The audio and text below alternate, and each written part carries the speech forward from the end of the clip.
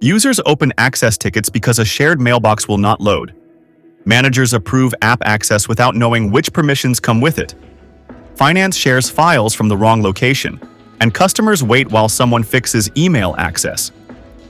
Kevin O'Connell, COO at PCS Managed Services, puts it clearly.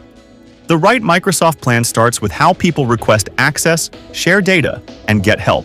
Then licensing and security controls should support that workflow. Microsoft 365. Business Basic can help when your team needs cloud email, Teams, SharePoint, and browser-based productivity without buying licenses that do not fit the work. But the plan alone is not the whole answer. The real value comes from matching licensing to workflows, security requirements, and support needs.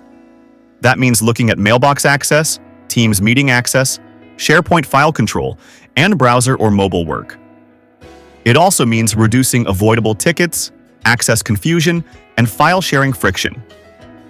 PCS Managed Services supports these areas with a local in-house help desk and 90% plus first contact resolution across support requests. For regulated file and communication workflows, permissions, retention, user access, and audit readiness matter. NIST, HIPAA, and PCI support depends on practical controls, not the license alone.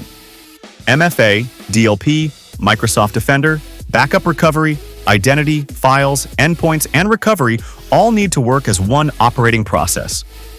Operational maturity also matters. Clean roles, access groups, onboarding and offboarding checklists, SharePoint governance, monitoring, policy enforcement, and quarterly VCIO reviews help connect licensing, security priorities, roadmap planning, and IT budgets up to 24 months ahead. If users are waiting on access, managers need cleaner approval paths. Or your team needs stronger daily Microsoft 365 management, read the full article and add this to your Spotify playlist.